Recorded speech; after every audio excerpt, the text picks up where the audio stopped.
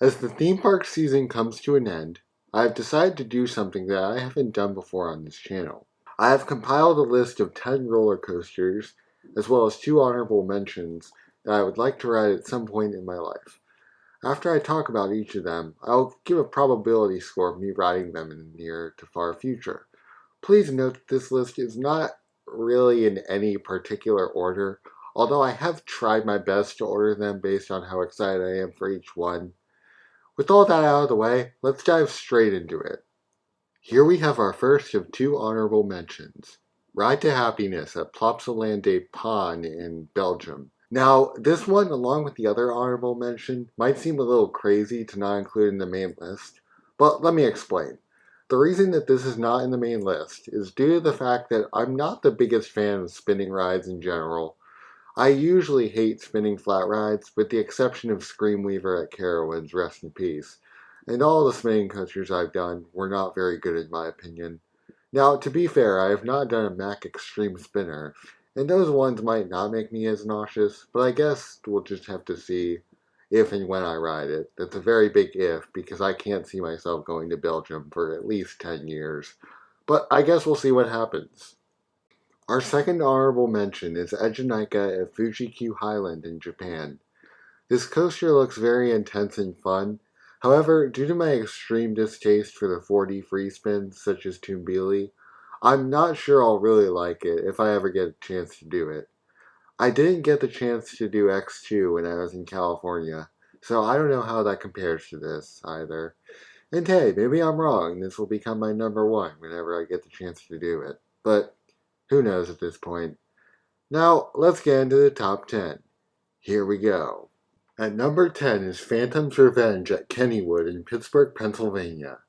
Now, the main reason that I want to ride this thing isn't only because it looks like it has crazy RMC level airtime, but it looks like it has crazy RMC level airtime with the most non-existent lap bar ever. It's just a foam bar like a foot over your lap. I know I've made the foot of room joke about Fury 325 and Thunderstriker in the past, but this is seriously like a foot of room. This thing just looks like absolute insanity, and I hope I can experience it one day, which could be in the near future, possibly during my coaster road trip next year. Hopefully. At number 9, we have an awesome looking RMC, Airy Force 1 at Fun Spot Atlanta in Atlanta, Georgia. This coaster looks like one of RMC's crown jewels, and the airtime looks insane. It has the double up that inspired the Terraforminator, as well as the critically acclaimed arcade roll. And let's not forget the supposedly thigh-destroying quadruple down. This coaster looks genuinely insane, and I can't wait to ride it at some point. I doubt I'll be making it down to Atlanta next year, however, I'm sure I'll get there one day. Coming in at number 8 is an insane looking Mack Rides launch coaster, Stardust Racers at Universal's Epic Universe in Orlando, Florida. The ride has 2 very punchy looking launches and is absolutely full of airtime hills, which all look to give extremely strong ejector.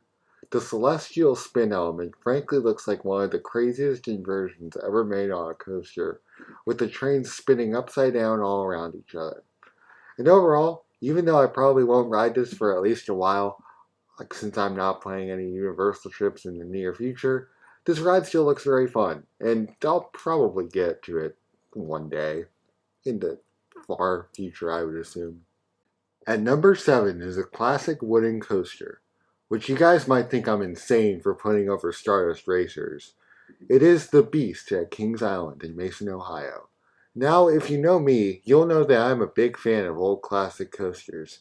For example, Grizzly at King's Dominion or Carolina Cyclone at Carowinds. And the Beast is basically the king of classic coasters. So I very much look forward to it. Even though it is composed of mostly slow-looking straight track, I doubt that the POVs really can show how fast it is. For example, on Alpengeist, the ending looked really slow in the POV, but in real life it was actually pretty fast for me.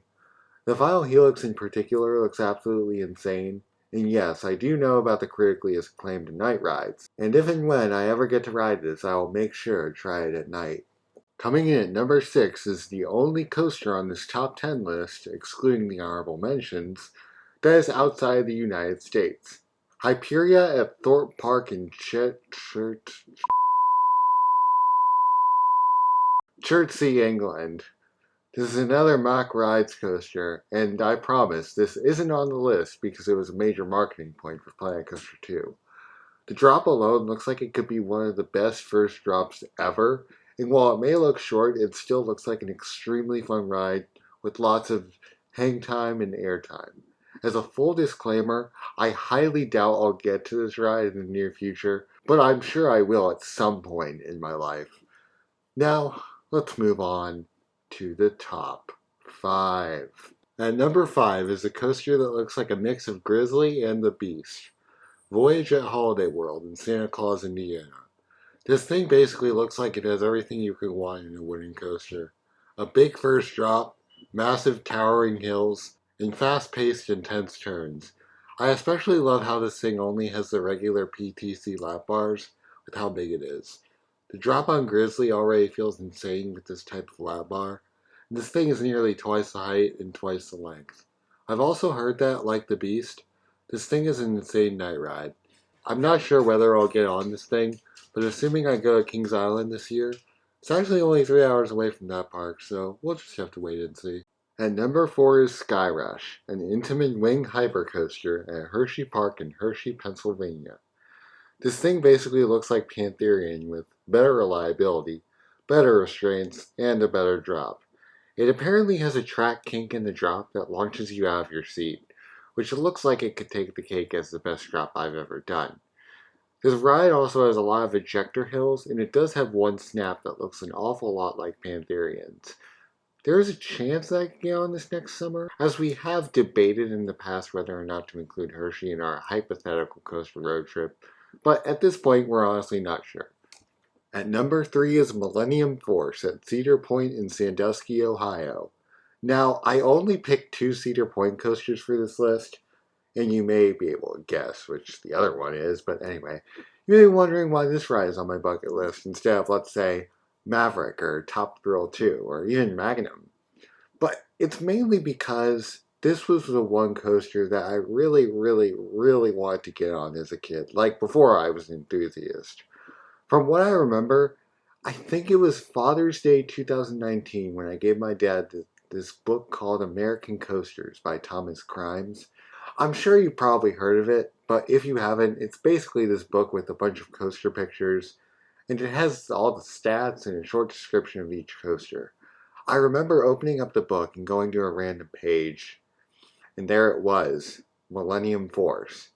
This coaster intrigued me massively, and this was my biggest pre-enthusiast bucket list coaster. It still is very high on my bucket list even now.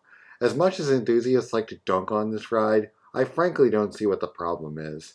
I mean, no, it's probably not the best Giga.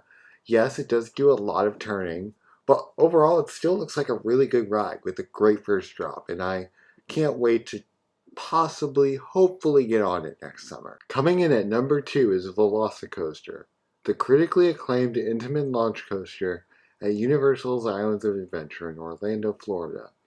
Now, to be fair, the first half looks fun, but the second half is really what I'm interested in. The 70-mile-per-hour launch followed by the top hat sounds insane, but that can't be compared to the Mosasaurus roll, aka the main reason I want to experience this ride. To be fair, this whole ride looks amazing, but that roll literally looks like it could have the potential to be the best inversion I've ever done. And from what I've heard, I don't think I'm too far off from calling it that.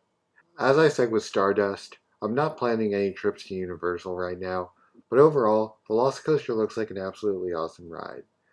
But we have one more.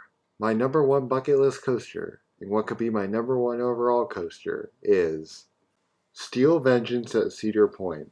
This ride just looks absolutely insane. It has the most airtime out of any coaster in the world, and ever since I became an enthusiast, this has been the ride that I've had my eyes on the most. The sheer amount of airtime is just simply unbelievable. That combined with 4 inversions, a massive drop, and a long ride, this coaster is absolutely insane, and I can't wait to finally experience it, most likely next summer. This will very likely be my number 1 coaster once I ride it, and frankly, I can't wait to see what my top 10 looks like after next summer, with all the parks I plan to visit. Anyway, that's going to do it for this video. Thank you all for watching. If you enjoyed it, please leave a like, subscribe, and share for more content in the future. Don't forget to leave a comment telling me your thoughts on my bucket list, and I'll see you next time.